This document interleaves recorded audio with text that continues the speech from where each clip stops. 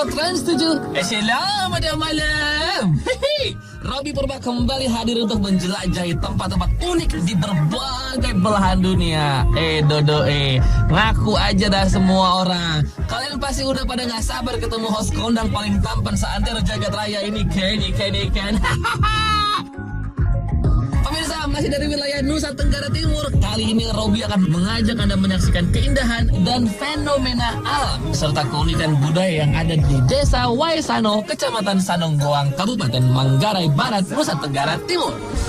Nah, apa aja kira-kira yang menarik di tempat ini? Follow me, baby.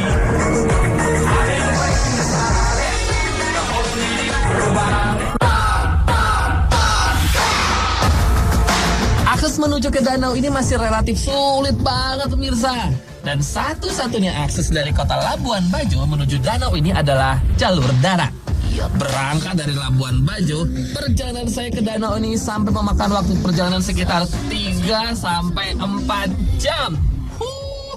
Jaraknya sih nggak jauh, tapi keadaan jalannya yang rusak parah membuat waktu tempuh menjadi lebih lama pemirsa. Aduh, pinggang saya mau copot deh.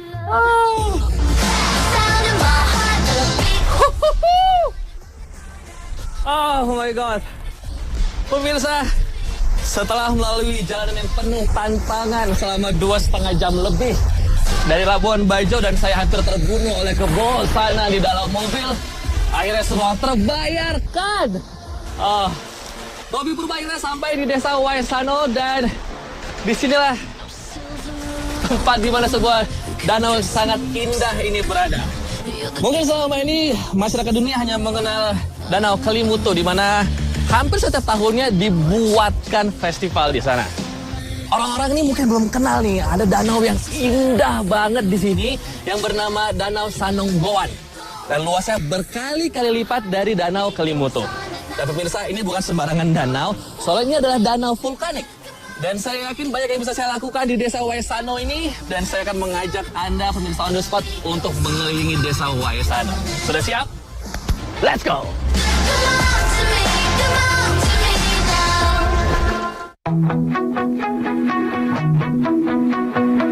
Pemirsa, Danau Sanonggoang ini merupakan danau terbesar di Nusa Tenggara Timur loh. Danau seluas 513 hektar ini memiliki air berwarna hijau. Dan pemandangan sekelilingnya pun menakjubkan sekali. Dan gak hanya sekedar danau besar, tapi Danau Sanonggoang adalah danau vulkanik yang terletak di sebelah tenggara kawasan hutan beliling dan blok hutan Sesok. Danau yang berada pada ketinggian 750 meter di atas permukaan laut dan memiliki kedalaman sekitar 600 meter ini menjadi daya tarik karena memiliki kadar belerang yang sangat tinggi. Bau belerang yang menyengat akan tercium saat berada di kawasan danau ini. Pemirsa, bau banget.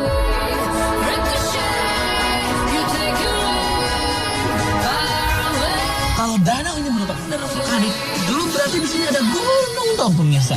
Gunung apa yang kira-kira yang menghasilkan danau seindah ini? Aduh, saya kepo banget nih. Saya mau tanya-tanya sama pejabat daerah setempat sini. Yuk ikutin saya.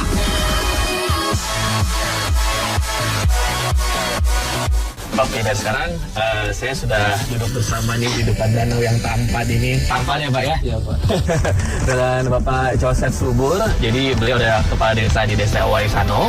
Nah Pak, kalau ngomongin soal danau ini kan adalah danau yang sangat unik sekali. Karena ini danau vulkanik ya, dengan kandungan yang sangat tinggi belerangnya. Ya, awalnya mungkin asal-usulnya itu bagaimana sih Pak danau ini? Ya, menurut cerita pendahulu atau orang tua kita terdahulu, jadi danau ini memang itu asal usulnya dari gunung berapi. Kalau misalkan pengunjung pengen berenang di sini sebenarnya aman nggak sih? Iya, sebenarnya aman. Hanya perbedaannya air danau ini sedikit berat dibandingkan dengan air laut.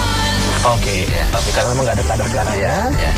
Nah, kalau manfaat dari air danaunya sendiri ini kan kandungan belerangnya tinggi ya Pak ya. Ada manfaatnya nggak? Selama ini air danau ini jadi bermanfaat hanya untuk minuman ternak, sepertinya Oh, kerbau. diminum boleh, Pak? Kuda? Kuda boleh. Boleh. Ya. Tadi kan Bapak kayaknya cerita belum banyak penelitian. Ya, ada penelitian baru-baru ini tentang air danau Sanonggoang. Jadi ini danau kawah yang memang tipe B. Jadi tipe B ini satu saat dia bisa meletus lagi, tetapi bisa juga tidak. Tetapi itu tergantung daripada kondisi alam. Apa ada gejala sebelum meletusnya? Itu jelas, peringatannya ada. Yang pertama, air danau bisa berubah warna. Dan kalau sampai pada warna kuning, itu sudah dekat mau meletus. Lalu, kadar belerang, bau belerang yang sangat tinggi. Lebih dari normal. Ya, lebih dari normal. Berarti itu tanda-tanda untuk bisa meletus lagi, tetapi belum bisa dipastikan. Itu nanti tergantung kondisi alam sekitar. Karena itu daerah konservasi di sini sangat penting, Pak. Oh gitu toh.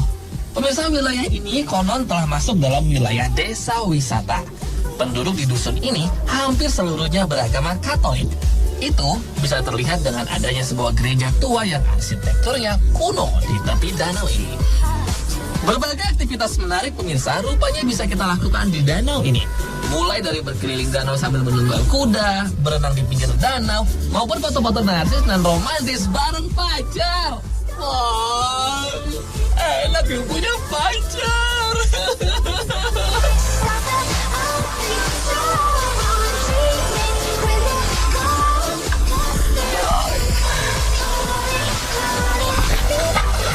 Langsung nyemplung.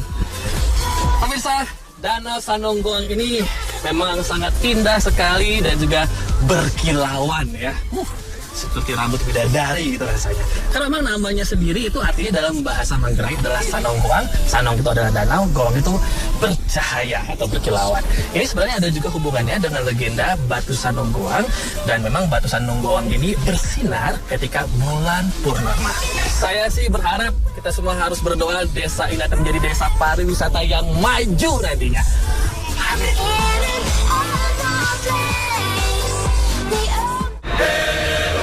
Iya, di sekitar Danau Sanonggoang katanya terdapat beberapa sumber air panas alami loh. Dan yang terkenal adalah Wai Bobok. Kabarnya lagi nih, sumber air panas ini dapat digunakan untuk merebus telur dan pisang. Bahkan ada juga air panas yang mengalir seperti pancuran dan terdapat belerang yang digunakan penduduk untuk menyembuhkan penyakit kulit. Pak, halo, maaf ganggu Pak. Ini saya lagi nyari Wai Bobo di mana Pak? Katanya saya nyari di sini susah banget Pak. Oh, udah ke sini Pak ya? Oh iya. Makasih banyak ya Pak ya. Makasih banyak Pak.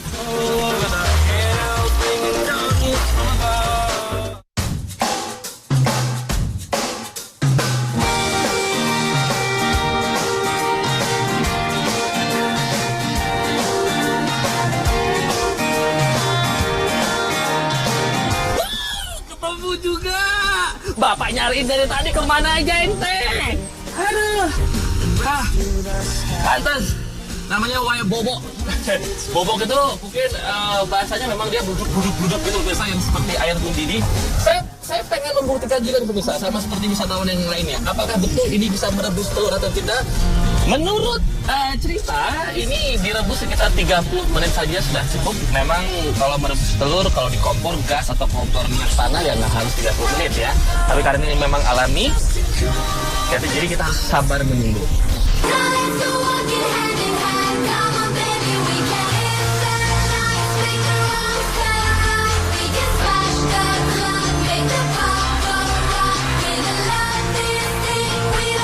Telurnya sudah matang dan terlihat sangat normal sekali. Ini namanya telur Sanonggoang pemirsa karena direbusnya di sini di Wai Bobok dekat Danau Sanonggoang yang artinya danau bercahaya. Enak tenan pemirsa. Kebetulan saya suka telur. Lumayan kenyang nih saya. Sepertinya tenaga saya kembali pulih nih pemirsa setelah melalui perjalanan darat selama 2 jam lebih di jalur yang rusak parah. Nah, sekarang nih, mari kita lanjutkan saja penjelajahan kita.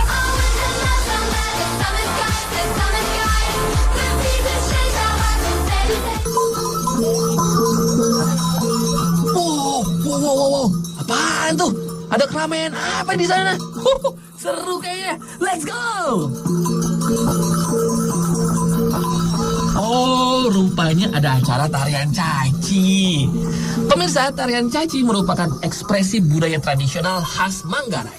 Ekspresi budaya tradisional tersebut mengusung tema Ca Nail Latang Manggarai atau satu hati untuk bumi Manggarai. Meski menggunakan pakaian khusus lengkap dengan campukan dan perisainya, namun ditegaskan bahwa caci bukanlah tarian atraksi saling unjuk kekuatan atau kecepatan, melainkan tarian yang menggambarkan keakraban dan persaudaraan. Dan tarian ini menggambarkan sukacita masyarakat Manggarai. Tapi pemirsa, nggak semua orang suku Manggarai layak beradu keterampilan memukul dan menangkis di arena caci. Sebab siapapun pesertanya harus memenuhi sejumlah persyaratan. Mulai dari mahir memukul lawan, handal menangkis serangan, luwes dalam gerak tari, merdu menyanyikan lagu daerah, serta berpenampilan atletis. Wow, seperti saya.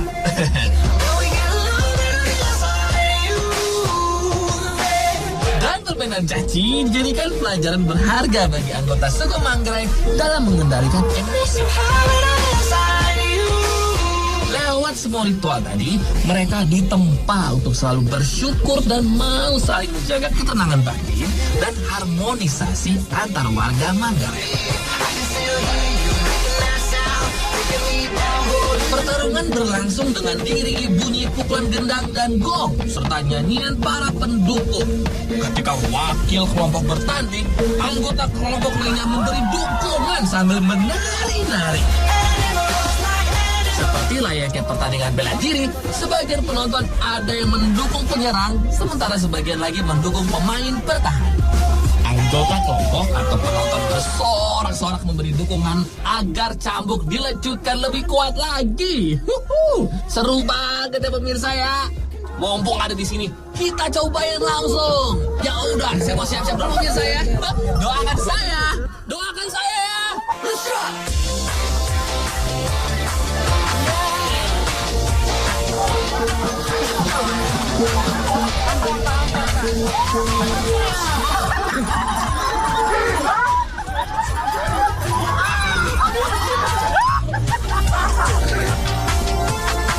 Your body's cold, girl, you're getting so warm. And I was thinking of ways that I could... Berbicara soal tarian caci ini sendiri, maknanya apa Pak sebenarnya? Tarian caci ini maknanya itu karena ini adalah budaya orang tua kami. Ya. Jadi kenapa sekarang tarian ini kami selalu buat itu untuk melanjutkan, meneruskan agar sampai pada cucu nanti. Selain dari permainan caci ini ada menunjukkan kejantanan. Ya udah pemirsa, walaupun tanpa piala, ini berarti pula artinya pemirsa kita harus berpisah sementara waktu. Oke? Sampai jumpa lagi di penjelajahan saya Robby Purba selanjutnya. So please don't miss it ya. Robby Purba akan kembali lagi dengan penjelajahan lainnya. So feel the uniqueness and feel the excitement. See you next time pemirsa.